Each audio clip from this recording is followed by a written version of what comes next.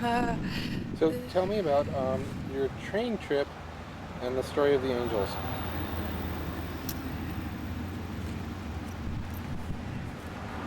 I have a thing about trains, and having read Ayn Rand, I thought, yes, Amtrak was going to go to the dogs. Determined that I should take a cross-country train trip to see my friend Patricia in Denver. I had just started dating the man who became my husband, and I told him this was an important trip for me, and would he see me off at the train station and do that old movie thing. And he did. He came and waved and ran with the train to see me off. In preparation for the trip, I meditated on a phrase, which was, "Where are the poets on this bus?" Strange, but I knew I was on a train, but the meditation was, "Where are the poets on this bus?" So I land in Washington, D.C. and have a reunion with some dear friends. Spend the night, get on the train the next day. Where are the poets on this bus? And as I'm having lunch, a man walks up to me and I said, where are the poets on this bus? And he began to recite Yeats.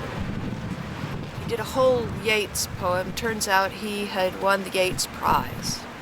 Worked for the Pentagon, blah, blah. And I'm like, well, it's working. Where are the poets on this bus?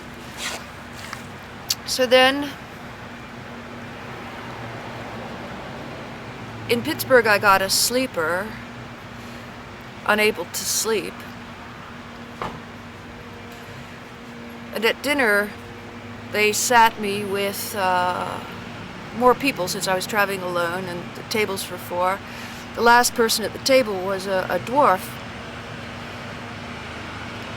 And when the last was seated, the dwarf was seated, I asked the assembled, where are the poets on this bus? And the dwarf said to me, well, I'm not very good, but I'm a poet. So we arranged to meet at midnight in the club car, whereupon we drank and read poetry through the night. At about dawn, went to sleep, and when I woke somewhere in the plains, he was gone. While in Chicago, they added the observation cars to the train. And in the observation car was a 50-year-old woman, thin, tall.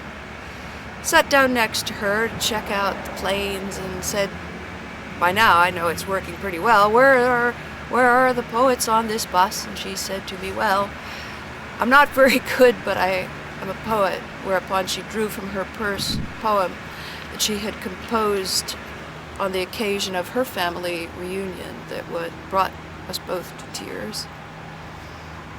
I said, meditation's working.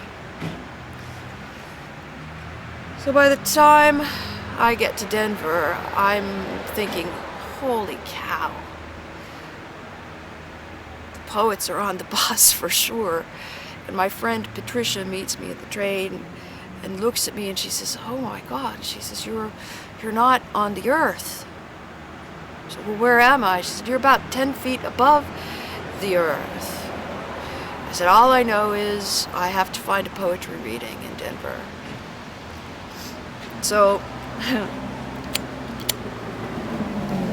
I did, and we went, and because I didn't know anyone there, I was the latest to read on the list. They put the locals who patronize poetry readings on first, and Patricia was getting bored, and she said, I have to go, and I said, well, I really have to stay, I have to read. There's something going on with the poets on the bus. And she said, all right, I'm going to leave. And she did, and I read, and then learned later that she had she had been assaulted on her way home and pistol whipped and nearly raped. And I realized that poetry isn't everything, that people are, and that no matter how many poets on the bus, it's the person next door, next to you, that matters.